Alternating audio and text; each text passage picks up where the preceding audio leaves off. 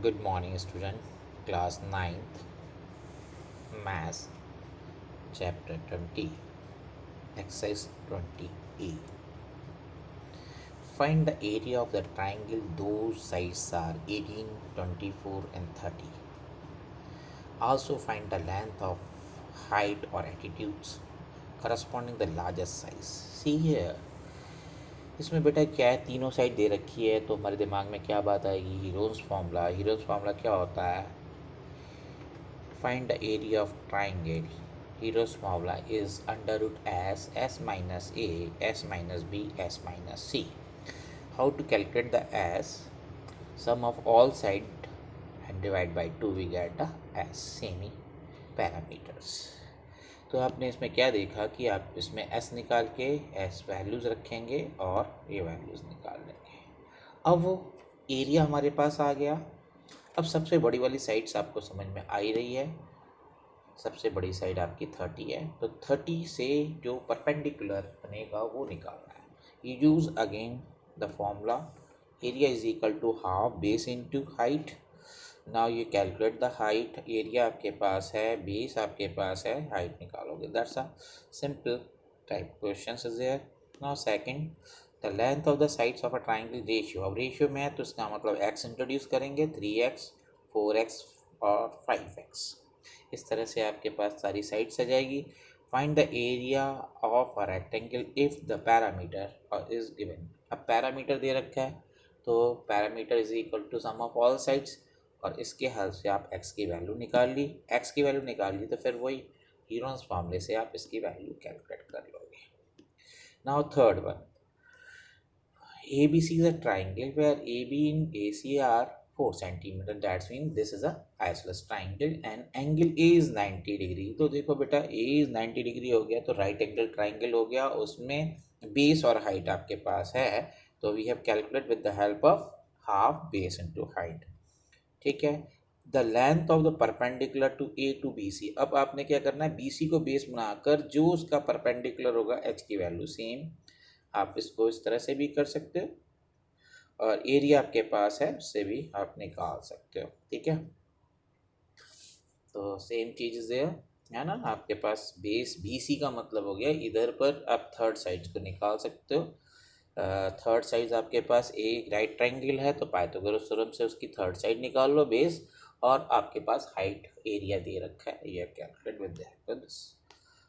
Okay, now the area of the equilateral triangle is given, find the parameters. अब देखो, area of triangle equilateral triangle का formula क्या होता है, √3/4 side square is equal to a. अब a की value रखी, साइड की वैल्यू आ गई। अब साइड की वैल्यू हो गई, parameter is of a equilateral triangle 3 into a होगा, तो आप पैरामीटर निकाल सकते हो। सिंपल क्वेश्चन बेस हैं, कोई इतना ज़्यादा टिपिकल नहीं है। अब देखो, find the area of the isosceles triangle with parameters 36 centimetre और बेस। इधर पे क्या हुआ, दो पैरामीटर दे रखा है और बेस दे रखा है, तो आप इक्वल साइड्स निकाल सकते हो।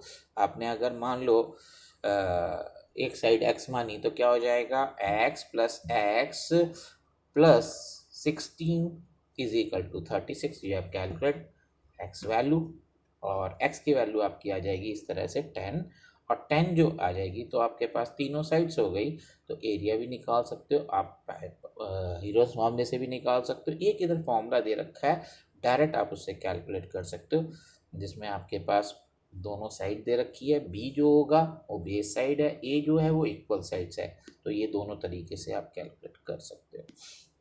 अब the area of isosceles triangle is given and the base is given and area is given. You have find the parameter, तो आपको क्या चाहिए वो सेकंड, तो use this formula 1/4 b √4a² minus b²। अब a क्या है, इक्वल साइड, दो इक्वल साइड्स होती हैं तो a की वैल्यू इक्वल साइड्स है, b जो है वो बेस साइड है, तो आपके पास एरिया भी दे रखा है और b भी दे रखा है। a की वैल्यू आपके पास निकल जाएगी। ठीक है, ए की वैल्यू निकल जाएगी, और फिर ए की वैल्यू निकल जाएगी तो आपको पैरामीटर निकालना है, तो 2a + b। ओके, तो आई थिंक ये दैट्स आल्सो क्लियर। अब आपके पास ये क्या कह रहा है, एक 7th क्वेश्चन में ये शेडेड एरिया निकालना है। Given the show that this, तो इसका मतलब आपको क्या दे रखा है, बी सी, और एंगल बी जो है वो आपके पास देखो ये इक्विलेटरल ट्राइंगल है, बी और इधर पे सी और D, that is D point, that is D point. तो इसका मतलब है डी पॉइंट भी आपको दे रखा है, बुक्स में आप सही क्लियर देख लोगे। तो इधर पर क्या होगा, बी डी की वैल्यू भी आपके पास 8 हो गई और डी सी की वैल्यू भी 8 हो गई। तो आप देखोगे 16 में से 8 माइनस करोगे तो ए डी की वैल्यू 8 आ जाएगी। अब आपके पास बी सी है और ए सी है, तो ये राइट ट्राइंगल है, तो ए बी निकालोगे पाइथागोरस थ्योरम के थ्रू, इस तरह से ए बी। तो अब इस ट्राइंगल में देखो ए बी डी में ए बी भी आपके पास आ गया, बी डी भी है, और ए सी पाई हीरोज फॉर्मूले से कैलकुलेट कर लोगे। तो सिंपल आपने दिमाग में सोचकर जो ट्राइंगल निकालना उसको कैलकुलेट कर सकते हो, ठीक है।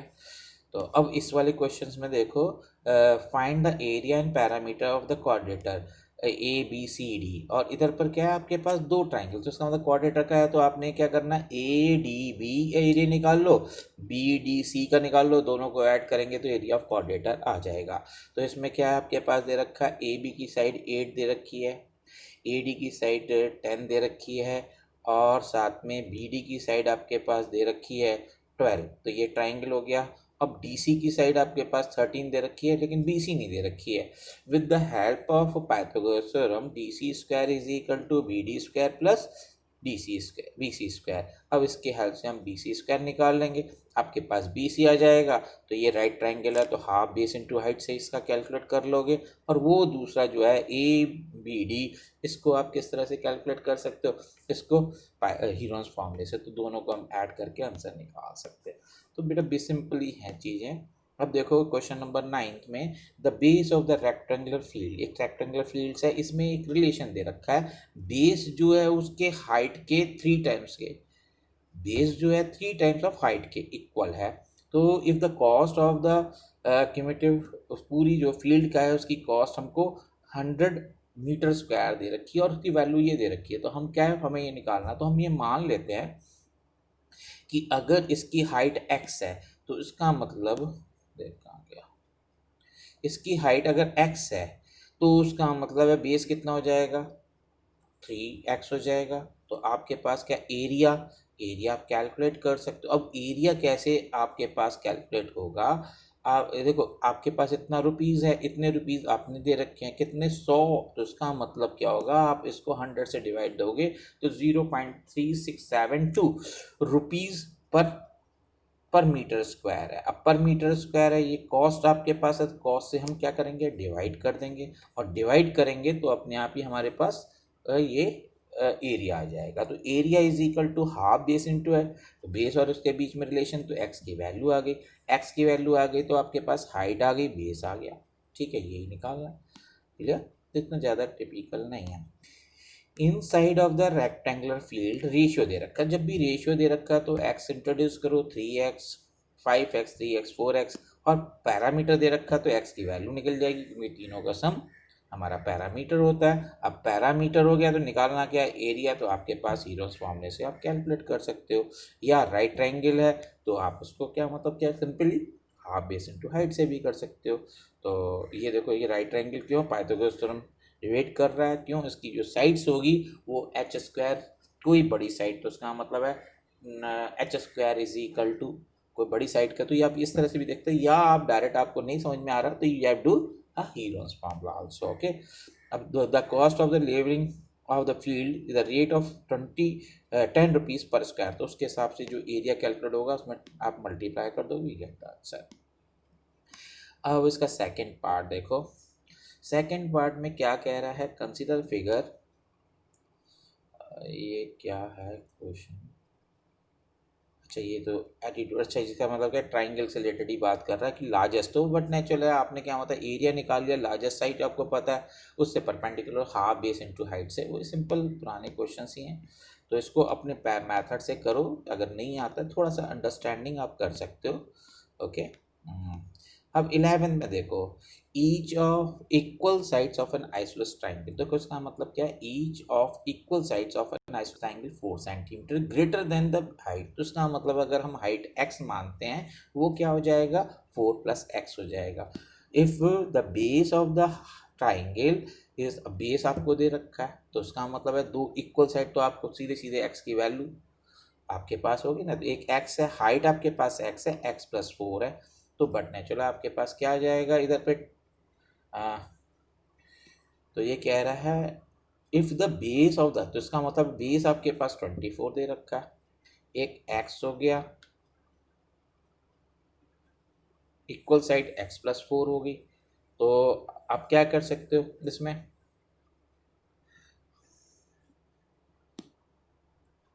if the base of the triangle is 24 calculate the parameter n। तो आपने पहले क्या किया, x की वैल्यू 24, तो x की वैल्यू निकाली ना, बिल्कुल इसको सॉल्व करा, क्या है x प्लस 4 जो होगा वो हमारा क्या होगा, बड़ी साइड्स होगी। देखो बेटा इसको इस तरह से करो, हमारे पास दो साइड्स क्या है,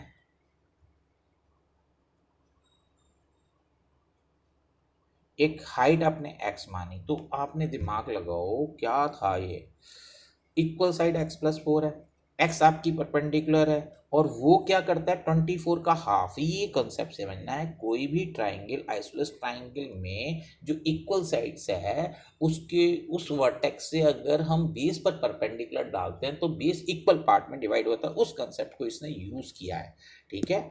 इधर पे फिगर नहीं है, नहीं तो फिगर्स के थ्रू आपको और अच्छी तरह क्लियर हो जाता।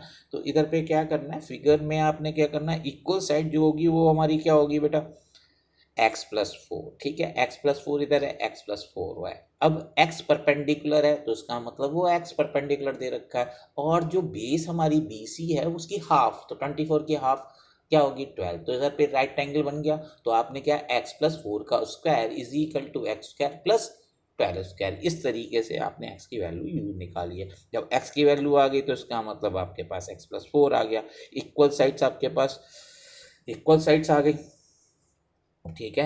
एक्स की वैल्यू आपके 60 आ गई, तो इसका मतलब इक्वल एक्स 20 आ गई, और 24 आपके पास है, तो आप तीनों चीज़ों को छोड़कर पैरामीटर भी निकाल सकते, एरिया भी निकाल सकते, दैट्स अ मेन थिंग। अब क्वेश्चन नंबर 12 देखो, calculate the area and height and equal triangles, equilateral triangles those parameter. तो इसका मतलब क्या हुआ, पैरामीटर ऑफ इक्वल ट्राइंगल क्या होता है, 3a, 3a is equal to 60, तो a इज इक्वल टू 20, तो इसका मतलब आपने एक साइड निकाल ली। अब फॉर्मूला डायरेक्ट यूज़ कर सकते हो आप, फॉर्मूला क्या यूज़ कर सकते हो, √3/4 a², उससे फॉर्मूला कैलकुलेट कर लिया। अब वो साथ में हमसे क्या कह रहा है, और क्या निकालना है, हाइट निकालना है। हाइट निकालना है तो आप परपेंडिकुलर साइड किसी से भी डाल दो, तो बेस आपके पास है h है, तो हाफ बेस इंटू हाइट से इक्वल टू एरिया कैलकुलेट करोगे, h की वैल्यू आ जाएगी। ये दूसरा कंसेप्ट हो गया। अब 13 देखो, 13 में क्या है, एक ट्राइंगल ए बी सी है, एंगल ए 90 डिग्री है, ए बी दे रखा है, ए सी दे रखा है, तो ये पाइथागोरस थ्योरम से हो जाएगी बेटा। पाइथागोरस थ्योरम का कंसेप्ट भी है, वैसे भी देखा जाए तो एरिया की बात हो रही है, हाफ बेस इनटू हाइट। तो ध्यान रखो, जब भी 90 डिग्री कोई ट्राइंगल में 90 डिग्री है, तो एक उसकी जो 90 एंगल के साथ जो लाइन बन रही है वो बेस होगी, दूसरी हाइट होगी।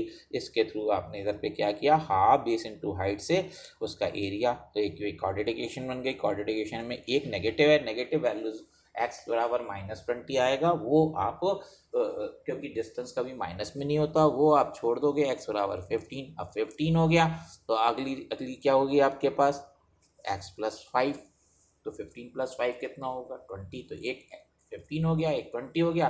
With using the Pythagoras theorem आप थर्ड साइड भी निकाल लोगे, इस तरह से तीनों साइड निकाल सकते हो। तो आप देख रहे हैं कोई खास नहीं, सिंपल क्वेश्चंस हैं ये। तो अब ये लास्ट क्वेश्चन देखते हैं, एडी क्या है। देखो फिर आइसोलेस ट्राइंगल में एक चीज़ ध्यान रखनी है, आइसोलेस ट्राइंगल में जब भी हम परपेंडिकुलर ड्रॉ कर रहे हैं ए बी सी और ए डी, तो ए डी क्या करता है, बी सी को अपोजिट ऑफ वर्टेक्स ए को इक्वल पार्ट्स में डिवाइड करता है, बस इतनी चीज़ ध्यान रखनी है। तो इधर पे क्या है, A D is attitude of the isosceles triangle A B C, A B और ए सी दे रखा है, दो साइड दे रखी है, बी सी दे रखा है, तो 36 का हाफ कितना होगा 18, ध्यान रखना 18 पार्ट्स में डिवाइड कर लेगा। फिर क्या कह रहा है इधर पे, a point O is mark a O AD on AD, तो इसका मतलब है एक पॉइंट है AD पर ही O, तो सच दैट वो भी एंगल BOC हमारे पास 90 डिग्री बन रहा है। तो मैं इसकी फिगर आपको सेंड करके अच्छी तरह से फिर से समझा दूंगा। तो इसकी फिगर्स नहीं है, मैं फिगर भी आपको सेंड कर देता हूँ उसके साथ। Okay, okay bye.